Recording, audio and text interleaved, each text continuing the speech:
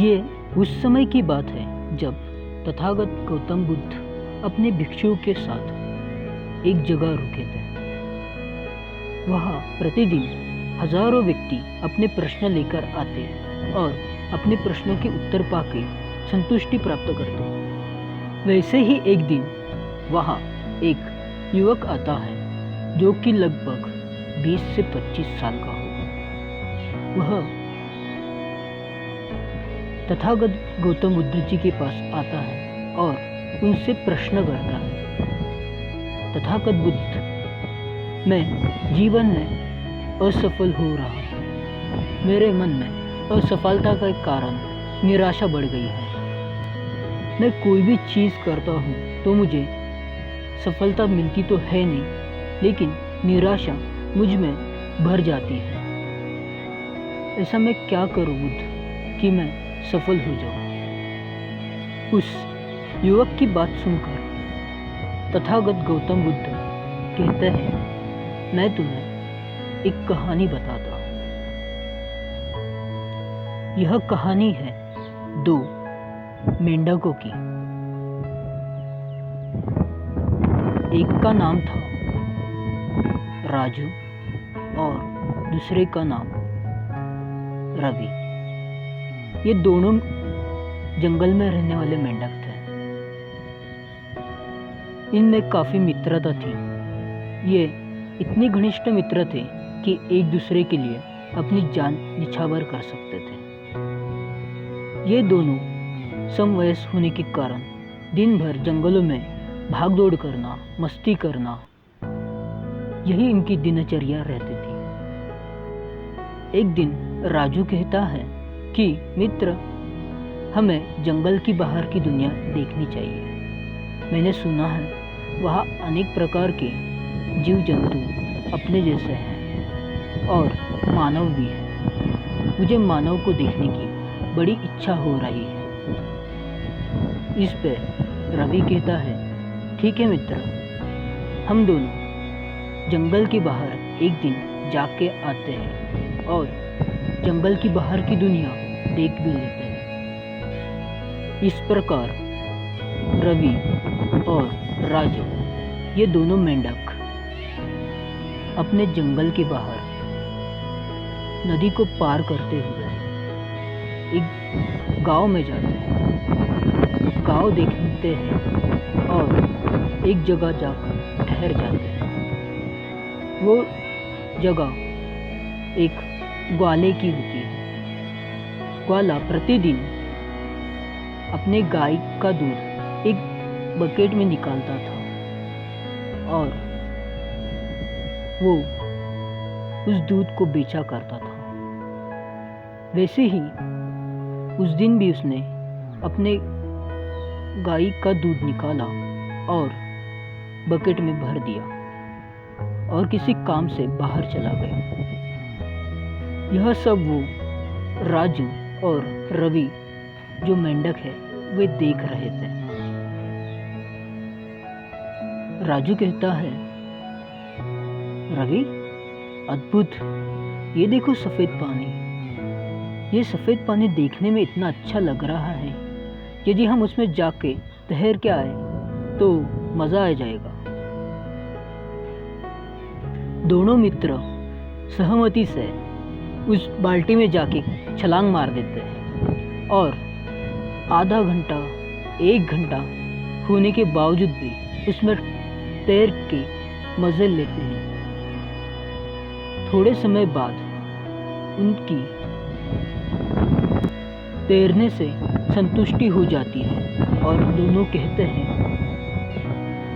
कि चलो अभी घर जाते हैं। राजू कहता है, हाँ मित्र, मैं भी थक चुका हूँ, अभी घर ही जाते हैं। लेकिन दोनों ही बाहर निकलने का प्रयास करते हैं। दूध की चिकनाई के कारण वो फिसल जाते हैं। पहले तो दोनों डर जाते हैं, लेकिन प्रयास करते रहते हैं। राजू कहता है, मैं अभी थक चुका हूँ। मैं दिन भर से मटर गश्ती कर रहा था। अभी मैं थक चुका हूँ। मुझसे अब तैरना नहीं होगा। मैं थक चुका हूँ। रवि कहता है, नहीं मित्र, तुम थक नहीं सकते। हमें साथ में ही घर जाना है। घर पर सब अपनी राह देख रहे हैं।